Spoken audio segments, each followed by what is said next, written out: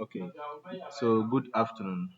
Uh, in today's example, we are looking at connecting two Mikrotik devices that one would resolve DHCP via one credentials from another, an uplink, and then we configure it with DHCP, NAT, hotspot, and the like so that it can produce internet on our local area network.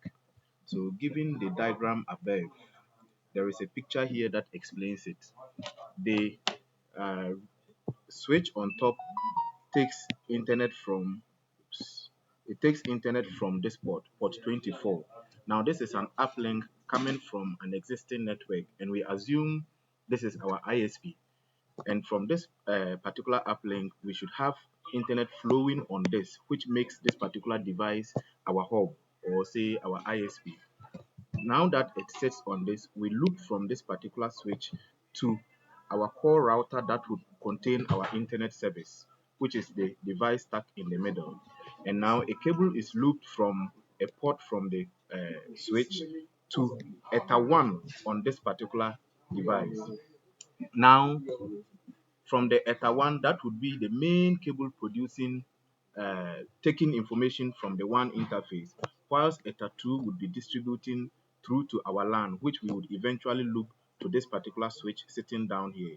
But for our configuration purposes, we have Ether 2 connecting directly to our laptop here. Now, because we are using Mikrotik devices, we need to log onto the device with Winbox. Of course, we could also use Webfig to do our configurations, that is using the browser. But the approach we are using now is using Webfig.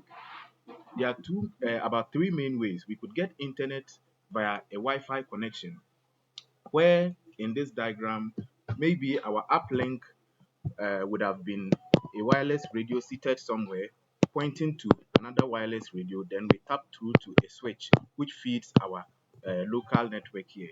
But in this scenario, we are going via cable. So we assume there is probably a fiber or a UTP cable picking from our ISP through to our switch here.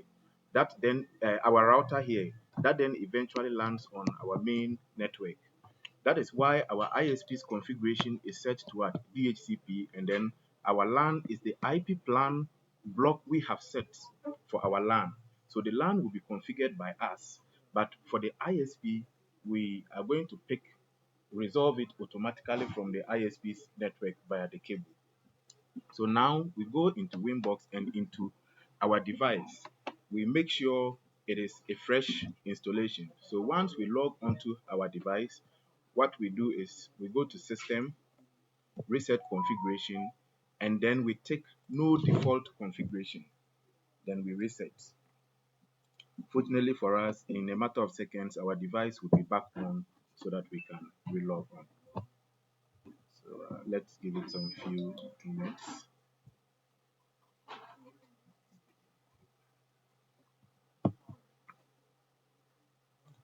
Okay, so our device is reset successfully and now awaiting a fresh connection. So we refresh our Winbox and see if it detects our device. So once it detects it, we realize that the ISP is now the IP address is now set to 0. So we click on the MAC address, and by default, remember, new Mikrotik devices now come with their default passwords like embedded on them. So there is a sticker behind the device you would have to refer to get the default password. But with the old Mikrotik devices, the credentials are login, admin, and then password is blank. So one of the modules we are using was manufactured before 2023. So it uses admin as login, and then the password is default. There's no password, it's blank. So once we connect, we get this. Now remember, from our diagram, we first must configure the ISP, which is the WAN port. So in order to configure the WAN port, we go to our interfaces to be sure. So Ether 1 is what would be doing our WAN, which is currently down. So we connect it once there is traffic passing through. Now we have put in a cable and we should expect to see traffic passing through Ether 1 for us. So now we go to IP and we select DHCP client because we are making the WAN a client. It's going to pick services from a server somewhere. So it then becomes a client to that server it will be picking its IP addresses from. So once we pick it, we click on add and then we choose the interface that will do our WAN, which is ETA1 in our diagram. Now, if we have our internal DNS setup, for instance, a domain controller that is doing DNS within our local network, then we could uncheck these and then use those DNS credentials. But in this case, we want to get DNS information from our ISP dynamically. So we leave the checkboxes on, asking it to use the peer DNS and then NTP services. Then we apply. So the moment we apply and we click OK, we expect to see that a bound is set. A connection is established between our ETA1 to wherever the ISP connection is. And by default, this creates a simple route for us. So when we open routes, IP routes, by default, this creates a route for us, picking an IP like redirecting us to the gateway of our WAN. And when we come to addresses too, we should see that dynamically our interface has been assigned an IP. So currently our WAN IP can be seen as 172.16.22.46. So our ISP is actually resolving a .19 network. Now that we have this from the ISP, we want to set our local area network, which is defined here. So ETA2 is pointing to our local network. And then we are saying that the LAN would be 10.0.23.0 network. It would have a 24-bit network. So there will be 8 bits for the host. Who understands that? Okay, so let's proceed. So we assume we all understand it. Yes, the reason I'm asking the question for you, those watching the video, is there is a physical class going on here. That is why I'm asking those questions. Thank you. So we go back into our device and then we go to IP and then addresses. Then we add. So now we add the plan of IP we are setting for our local network, which is 10.0.23.1/24. Then we choose the interface. ETA2 would be doing our LAN for us. So we select ETA2 and we apply. Then it automatically resolves a subnet mask of what? A network of 10.0.23.0. Remember, in a 24-bit network, when you do 32 minus 24, what do we get? We should get 8. So in order to get the number of IPs in the block, it would then be, the formula is 2 n minus n in order to get the usable IPs we have, where n is the number of bits for hosts. So it would then be 2, 8 here, which would probably give us 256 minus 2, minus 2 to give us what? 254. So it means we will have 254 IPs. So now the network address will be taken off. That is 1. And then 1 would be what? The broadcast IP. So in the end, 2 are off. And then the main usable IPs would be what? 254. That is the reason we are having 254 instead of what? 256. So this explains why we have 10.0.23.0 resolving as the network ID for the network address for us here. Then we click on OK. Now that we've succeeded in setting our network local IP address, we need to set a DHCP server, allowing it to also dynamically distribute IP addresses to our local network. So we go back to IP and this time we choose DHCP server. In this case, our local network is also going to behave as a server to its clients or to the end devices that connect to it. So we click on server and then we come to DHCP setup. So once we come to DHCP setup, what do?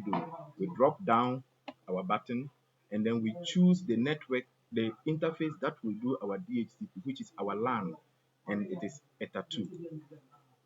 Then We go next, next, next through. We don't actually modify anything here unless of all you want to modify the pool of addresses. So by default, it picks the 254 addresses that will be released, which would be from 2 through to 254. But if we want to exclude some IPs, we could do that here, or later we could modify the DHCP pool to exclude IP addresses. For probably static IPs, we would be assigning to servers designated on our network. Then we go next. You see that automatically it pulled the DNS information from the ISP. Then we go next, next, and we are done. So once we are done here, we have succeeded in setting our DHCP server, our address on the local network. We've succeeded in establishing connection to our ISP. But now, all this would not let us have access to internet until we set up a network address translator. So we need to set up a NAT. And in order to set up a NAT in Mikrotik system, we go to IP and then we go to firewall. So when we come to firewall, we come to NAT. So all we need to do is set up a source NAT. We come to the general tab and then we are telling it that we are setting a chain which would be SRC NAT, which translates as what? Source NAT. Then we could choose the interface, but if we leave it by default, it automatically checks within our device and finds the interface that is going out. But if you are very sure to, you could just come to the out interface and choose the interface you want, or we could ignore it and leave it on default by default. Then we come to action. So under action, we choose the masquerade. So what we are doing is we are asking it to masquerade our network for the NAT such that it is able to receive requests from all clients. Then it's able to translate it through to our WAN and so on and so forth. So once we do this, we apply and OK. So ideally, if there's no restriction at the ISP's end, we expect to have internet running on our system. So we could do a simple ping. Now, the reason we are getting a destination host unreachable on this network is because we have protected the WAN network. So until the protection on the WAN is taken off, we would always have this. So we cannot look through to the WAN network. Right. Now, another thing we want to add to this tutorial is to be able to pull an authentication page onto our network.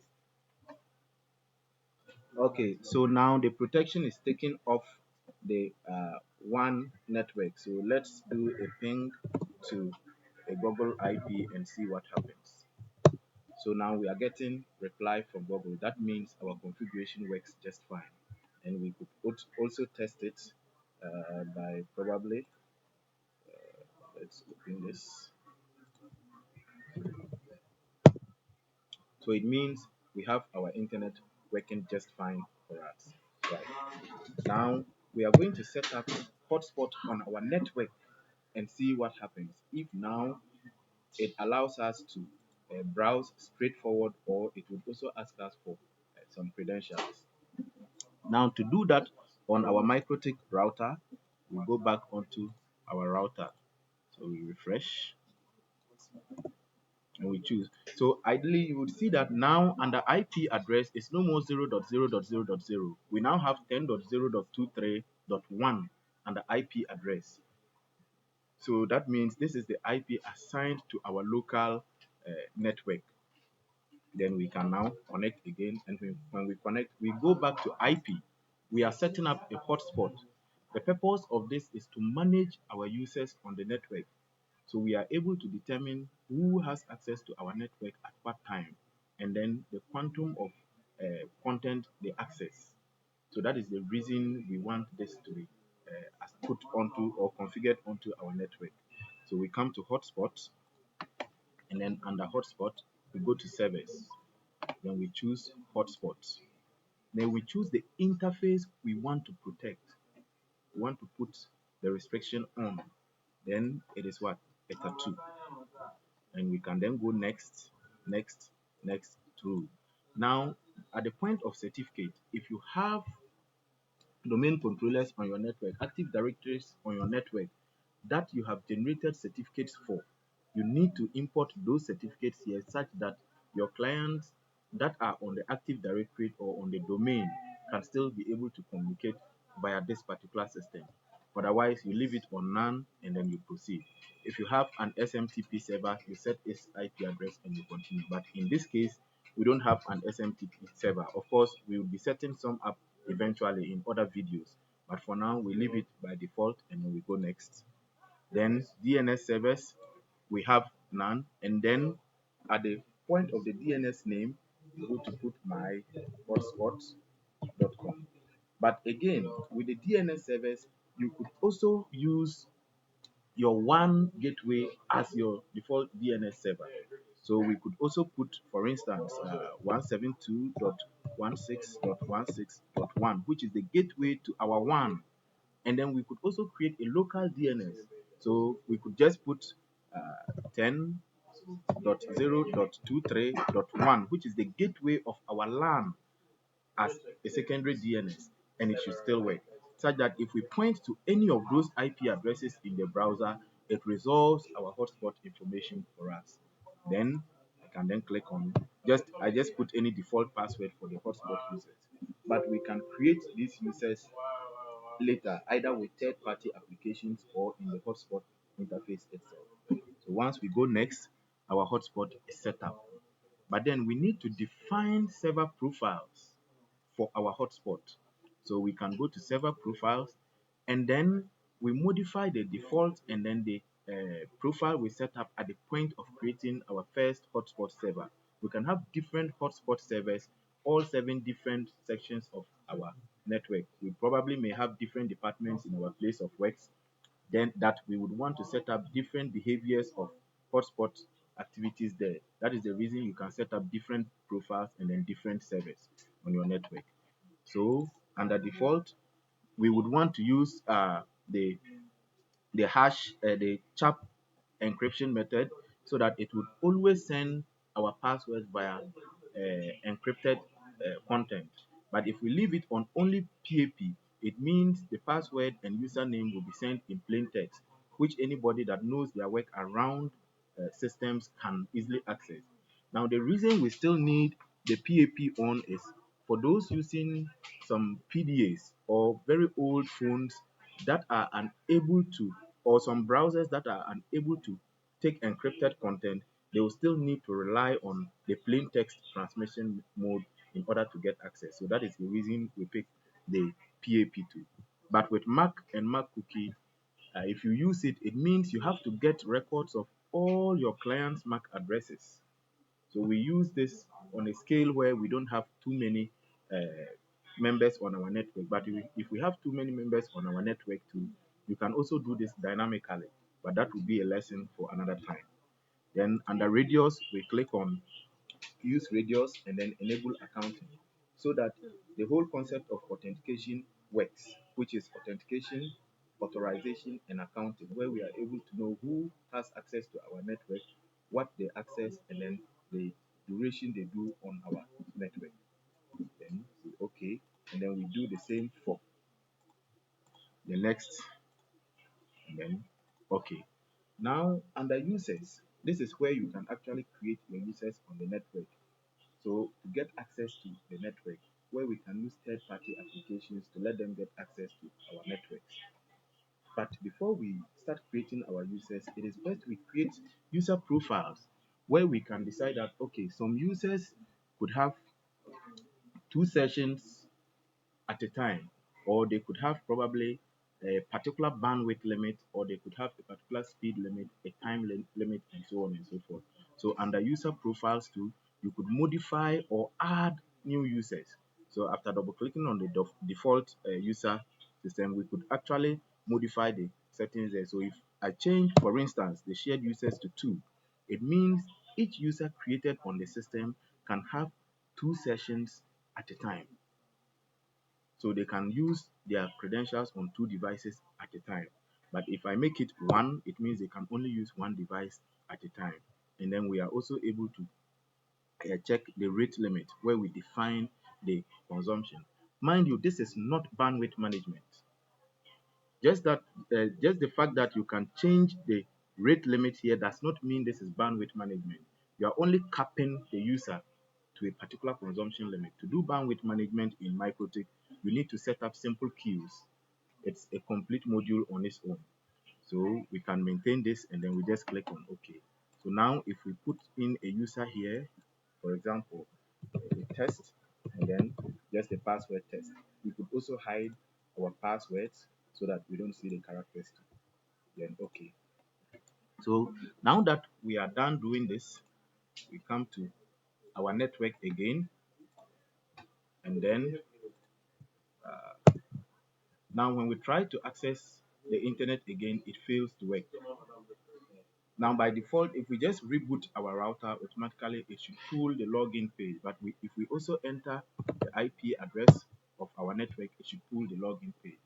The login page is displaying this interface because it was pre-designed on the system. You just pull the HTML file on the Mikrotik device and redesign it.